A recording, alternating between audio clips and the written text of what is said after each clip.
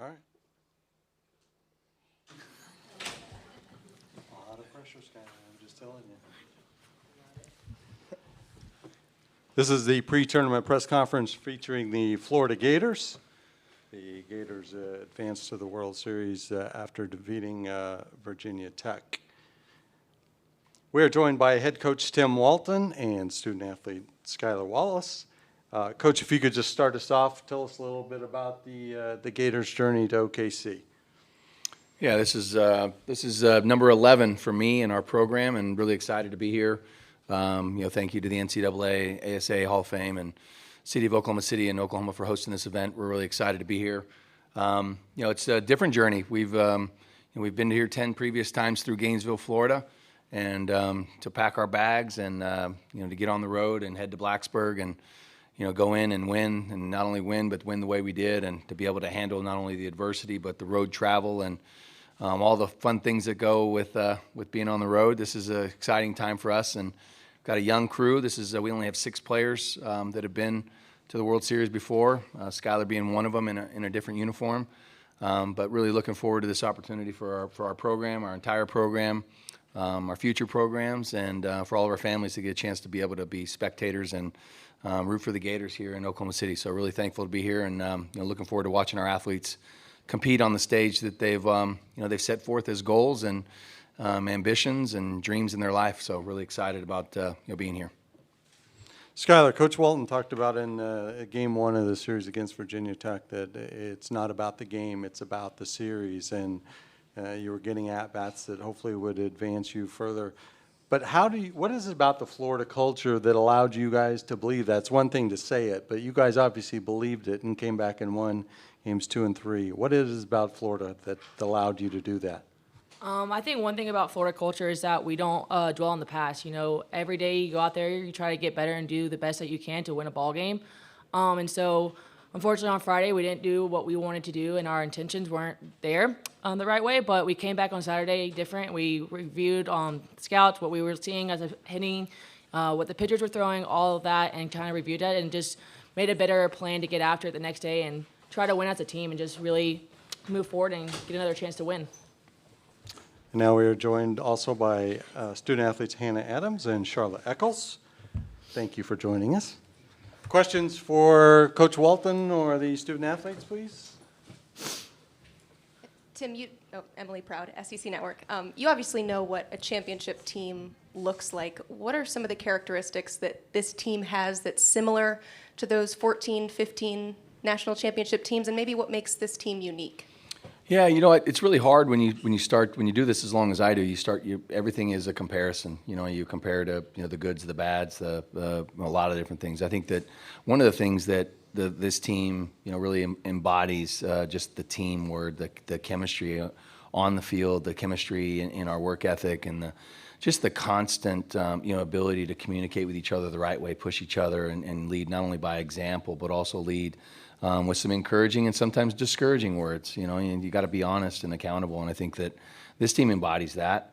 It's really hard to when you start looking at the players up here, they're all so unique. This is a down year for the Gators, and here we are in Oklahoma City. It's a down year for Charla Echols. She's hitting 300 with 50-some RBIs, and how in the heck is that a down year for anything? And how's this a down, the expectations that we have and that our fans have and people around the country have for the Gators is really high. And I think this team early on didn't embrace that. I think we struggled with that a little bit because of the expectations and the constant words out of our team and the constant words out of our, maybe my mouth was just, hey, it doesn't matter where we're at. Where do you guys want to go and how do we get there? And I think we just really started creating a roadmap to get there. Charla started getting hits, even though she hit the ball pretty solidly all season long. She started getting hits.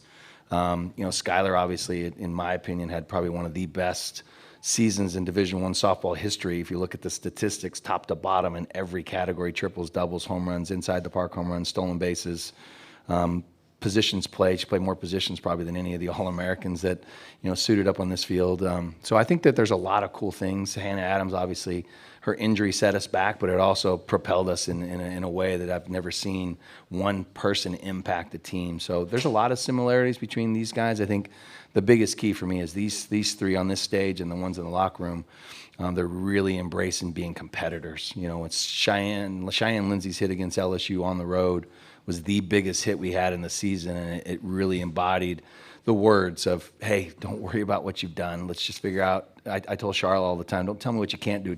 Show me what you can do.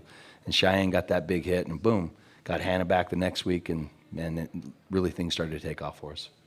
Justin? Coach, the Gators can be the top-ranked team. They can be 16. They can be a 4th seed in the regional. Not that that would ever happen. But no matter where you're ranked or seeded, when Florida gets to the postseason, it's just you never can count Florida out. What is it about your program, your culture, et cetera, that's the case? Yeah, I think that there's so many people that get caught up in things that are out of their control when you get to postseason, with umpires, fans, weather, delays. And I think that we've done a good job of being able to really roll with that. These guys are pretty resilient. We've had so many delays this season. We had to play at Ole Miss, and it was Easter weekend, so we're already playing a Thursday, Friday, Saturday, and the next thing you know, we got bad weather, so we played a doubleheader. We think, but 33 hours later, we'd already completed 3 games. And these guys didn't bat an eye. We jumped on a plane, went back home, and got after it again. I think for us, it's understanding that how to deal with the expectations. And I think that I put as much pressure on these guys. And we had a moment at Texas A&M where we won the game, but we played awful. We played terribly, and it wasn't just what the standard should and would look like. And so we had a long conversation after the game, and we lost the next game, got our butts kicked, but we won the series, and we figured out how to really embrace just what postseason is going to feel like, even though you're playing a midweek game. What postseason is going to feel like, even though we're playing an orange and blue scrimmage. I think that these guys understand that every time we go out on the field, we go hard all the time, and we put a lot of pressure and emphasis on excellence, not necessarily the score. Joey, do you have? Yeah. Joey Helmer, 24/7 Sports. Tim, you mentioned this being kind of a down year of sorts for you guys, and yet here you are, the only SEC team that's here. I think that's fairly surprising that there's only one SEC team. Do you guys carry the flag for the league? Do you not? Just how do you see that? Well, we're obviously in a very prideful league. It's a league of great coaches, great facilities, great athletic directors, great programs, great tradition-rich programs. So I'd be happy to carry the flag for everybody in the SEC. We've got a lot of really good teams, a lot of really good players. We've got some really good teams in the SEC that aren't here. They weren't able to get through, whether it be a regional or super regional, through different moments. But I'll be happy to carry the flag. I think our kids, there's a lot of kids that our kids have played with along the way that have a lot of respect for. Our league it's one thing. Our coaches' conversations that we have. I don't know what the other leagues do, but we don't bitch and complain. We try to figure out what's good for the entire league. We don't just try to do what's good for the Gators or good for one program. I think we do a really good job of coming together, collaborating on figuring out how to do what's best for our student athletes, do what's best for our programs, to try to get as many teams possible here in Oklahoma City. It didn't work out, but I'm thankful we're here. Commissioner Sankey sent me a text message, and he's an unbelievable leader, and what he's been able to give the coaches, the programs, our student athletes, is from an experience standpoint is second to none, and very proud of that.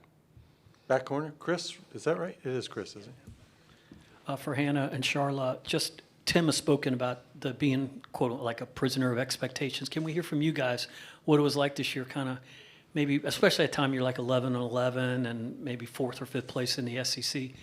But that's why you went to Florida, for the expectations, correct? Start with Hannah, please. Yeah, I think definitely that's why you come to Florida, to play for championships and to win SEC championships, go to the World Series. At times I think the expectations can get to you, but I think this team has really embraced just taking it one game at a time and really not letting the last game affect our next game or our last at-bat affect the next at-bat, just trying to embrace every single moment and not take anything for granted.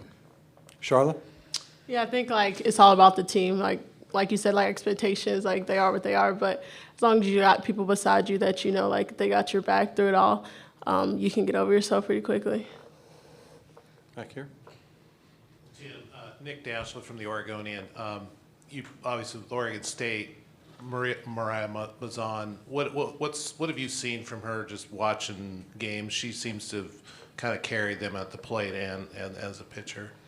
Yeah, I mean, obviously, especially on this stage, being a two-way star for a team is pretty. It happens a lot in Oklahoma City, but it's a very rare accomplishment to be a number 3 hitter with X amount of home runs and being clutch and then coming in the circle and doing the same thing. But pitching in the Pac-12, the teams top to bottom are solid. Her strikeouts to walk ratio is unbelievable. She's really good, very competitive. I don't know exactly what her year is. I didn't look at that, but she seems to be very seasoned and very mature. She's done a really good job, and obviously I saw enough film and to be able to go into Knoxville and to go into Stanford and get a big hit and to get a big W in the circle. She's really good, and one of the things she touches every spot in the zone. She doesn't just live on one pitch. She's got she features a repertoire that's pretty good, and it's difficult to sit on one pitch, but she looks really good. Barry?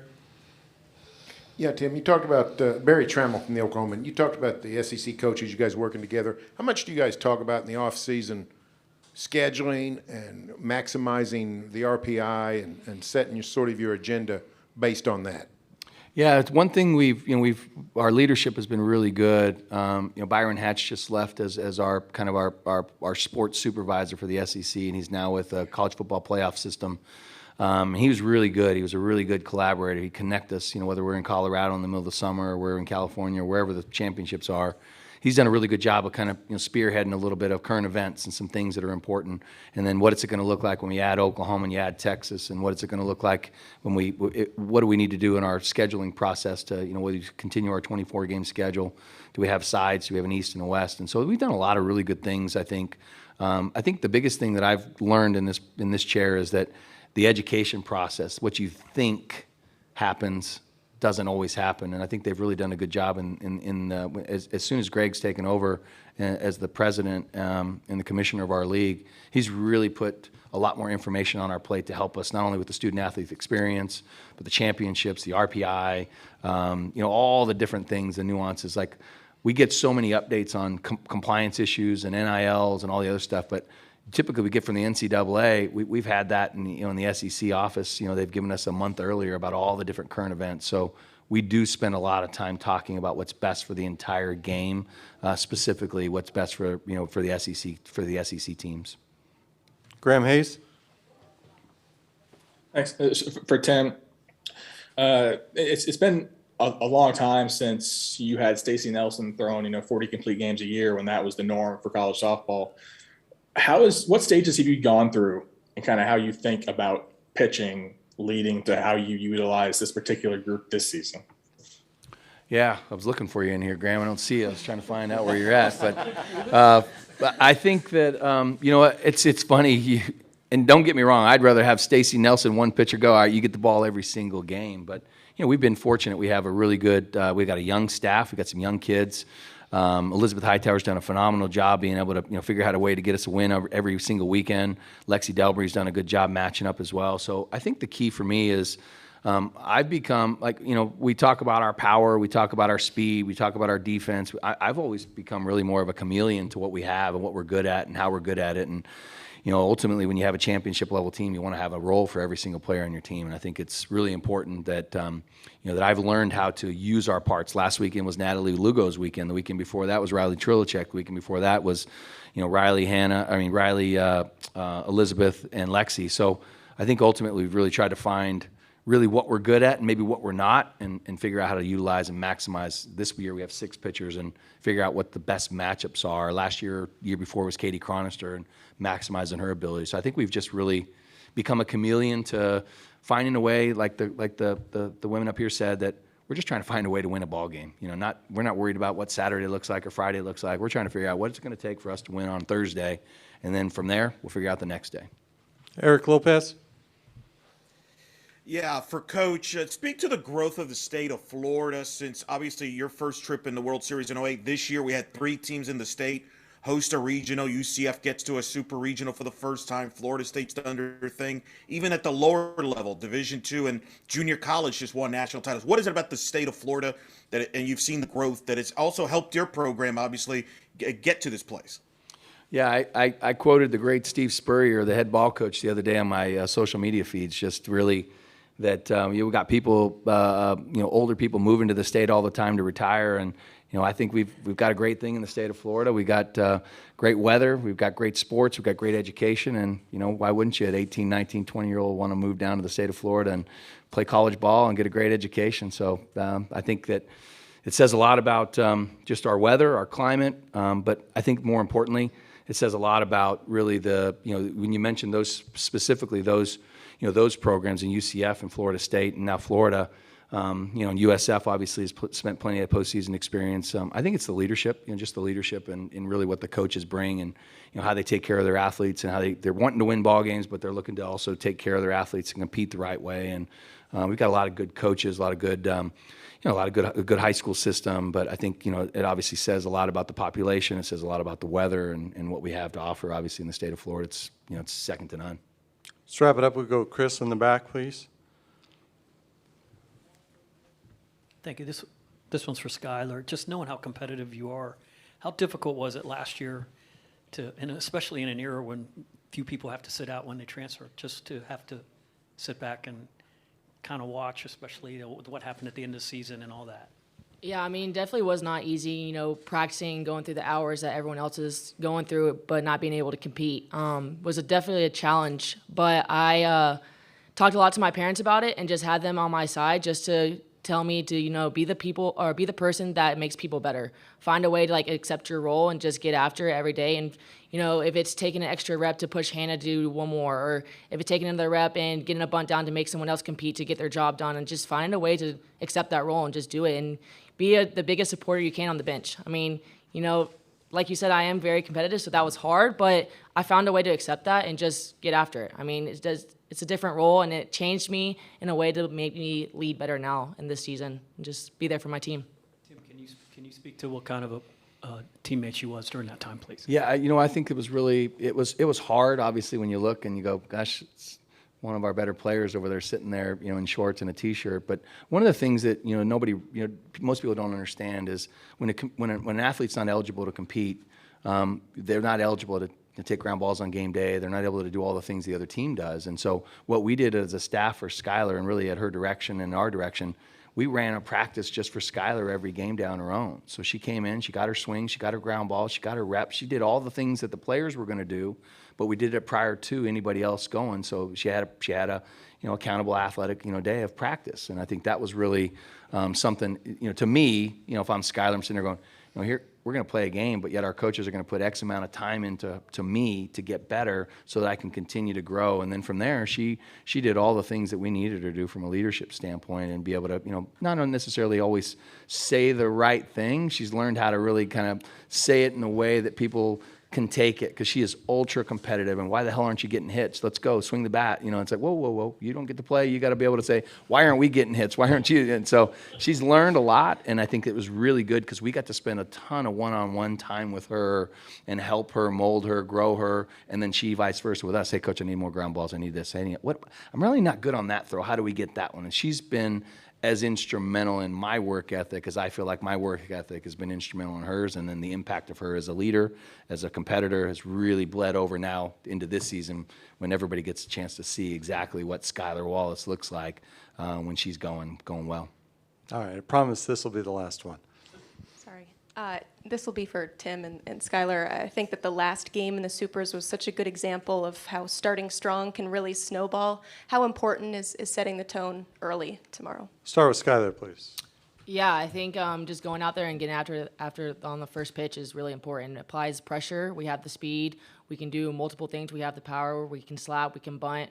All of that stuff. So just applying the pressure right off the bat is going to make Oregon State really, do what they need to do. Fill the ground balls, make the routine plays, make the hard plays, make a good pitch. Be after it, be ready to go. So I think it's going to be really important just to jump off the bat right out of the way. Coach? I don't know what the statistics look like, but it feels like we're 10 of our last 12 when we score first. So I think it's really important.